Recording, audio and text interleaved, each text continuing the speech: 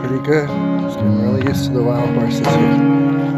So we're just on our walk.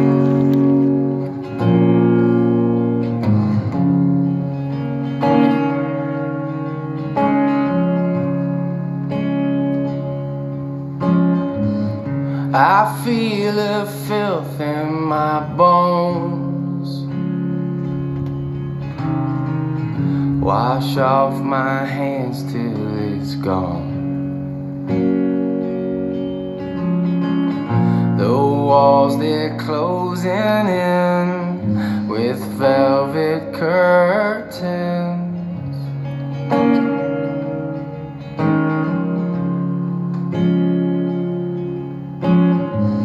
Some love was made for the lights. Some kiss your cheek and goodnight. Lift up a red high heel, lock up your doors with steel.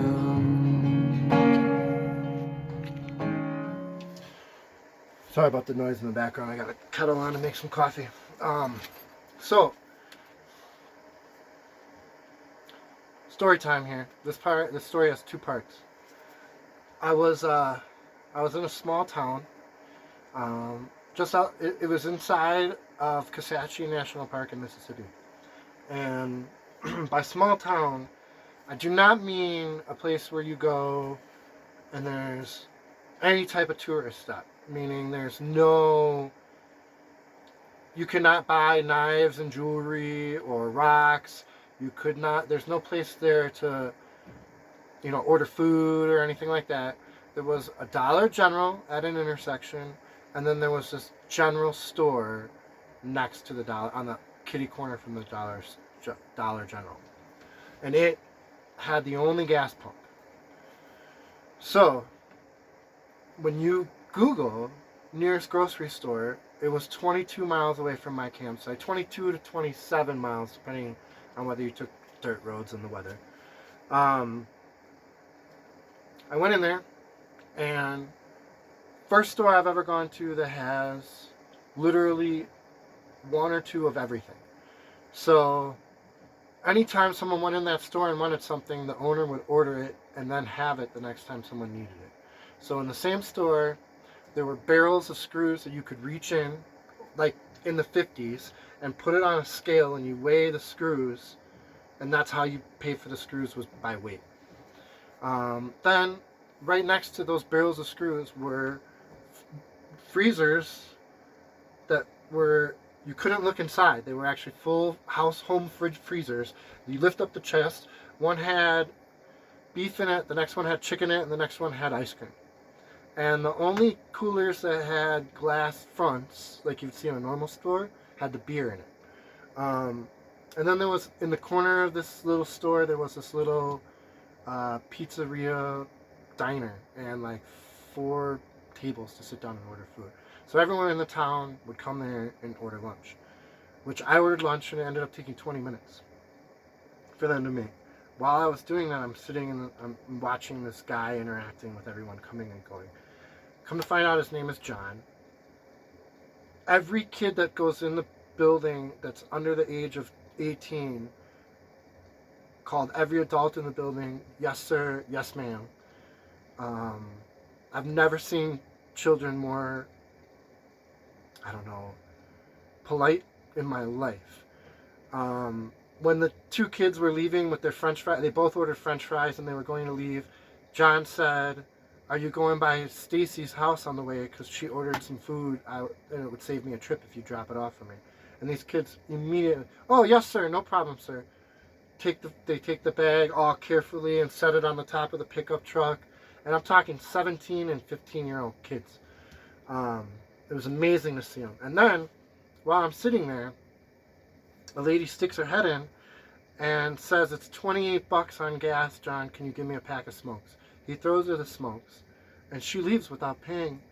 And as she's walking out, he reaches over to a notepad and flips through. And I'm talking just a regular notepad, not a ledger, just a regular memo notepad.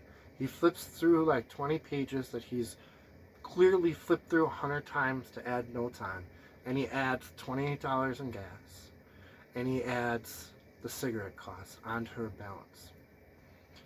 So I'm sitting there and I'm immediately putting together this guy has accounts for these people. And people can come by and order food and do everything, and they don't have to pay right away. So after about 5 minutes of me sitting there, he makes small talk and he goes, "Oh, Wisconsin, I see your license plate." Starts talking to me. I immediately jump in on, "So John, do you have open accounts for these people?" And he says right away, he's real open about it. He's like, "Yeah, I got, there's not many families in this community, and I have some people who, I'm gonna make some coffee while I tell you this. I have some people who basically they don't have money at the end of every week or at the end of every month, but every time they get a paycheck, they'll pay me." So my first question was, okay, well, do you ever have trouble with that? I mean, because I've collected payroll for companies and done stuff like that. And he said, "My biggest problem is people work it up too high and then they don't come in and keep buying things because they think I'm mad about it and they take their money somewhere else. So he'll wean those people off." Then someone comes in and again tells them how much gas they're getting. And I realize he has binoculars sitting next to the window so he can look at the gas pump. And he doesn't have anything that tells him how much they're pumping, and whether it's high grade or low grade or anything like that. He has to actually use binoculars. And if your truck is parked too far forward, he can't see, or too far back, he can't actually see, and he has to trust the person. So that kind of floated my boat too. So then about a week ago, this is the second part of the story, I go with one of my friends to a thrift store. They make their living buying things at thrift stores and selling them on eBay. They make a living with that margin, that markup between what people will pay on eBay to have it mailed and delivered to them versus what she can find on deals in a thrift store. So I ended up going into this thrift store. And same situation. I'm not really shopping. I'm listening and people watching because I see very few people with what I do being out in the wilderness all the time. So when I do see them, I like to watch them. I like to see what they're doing. And this lady comes in. First lady comes in, and she doesn't buy anything. She just takes money out of her pocket and she pays the woman behind the cash register. And at first, I was like, well, that's strange. Then I see the woman reach over and same thing, notepad, flipping through the notepad, and finds this person's account and writes down paid $28 or whatever it is to knock it off of their fee. So right away I realized, okay, this town is called Pumpkin Center.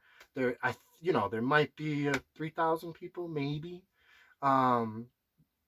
These towns, if you're driving on a rural highway where the speed limit's 55, you're gonna slow down to 25 or 35 for about a half a mile. Those are the towns I'm talking about. The ones where you don't ever realize it's a town. You think it's an intersection. Okay. So I'm in this thrift store in this little intersection town, and not only do I realize that she makes accounts, right? I'm then waiting in line, and a person is buying a couple of things that you need, not shirts and this, but like socks and underwear, things you wouldn't think you would get from a thrift store, but she's buying them there. And she says, "I appreciate that loan. We would have never gotten through without it. You're amazing. You can't believe you did this." And it's dawning on me.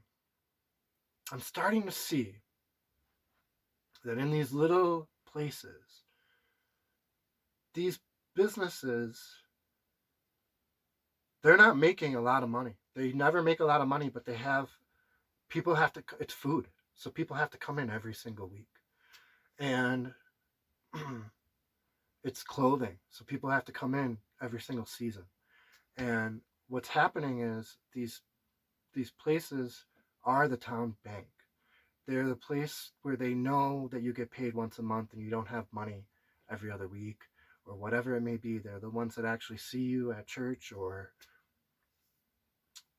hiking or doing whatever you do in town. They see you doing it, and they're holding these little towns together. And it's like the stories that people tell you about back in the 50s, or back in the time frame when, people shook hands, and that was enough. So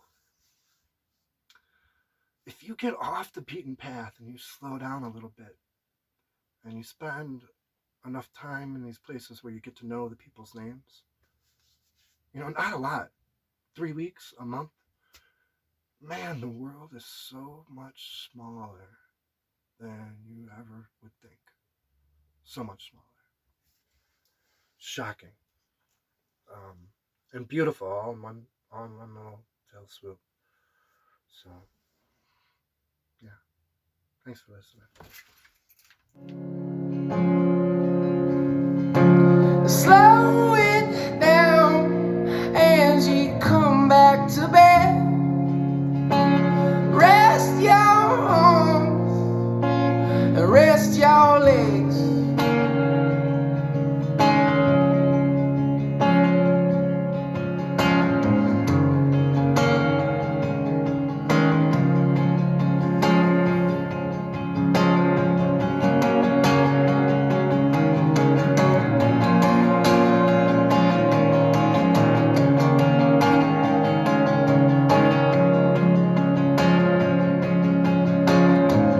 And when she stood tall.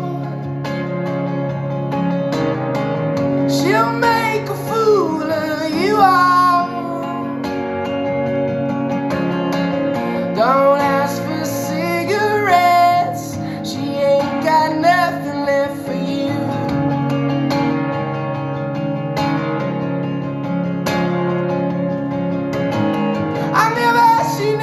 We never looked back.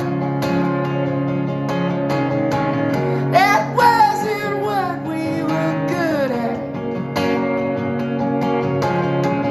And when it came to love, we were not good enough for.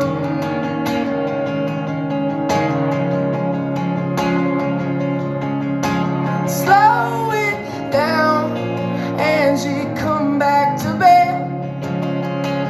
Rest your arms, rest your legs. Well, thanks for watching. Just kidding, I'd never leave you without a food montage.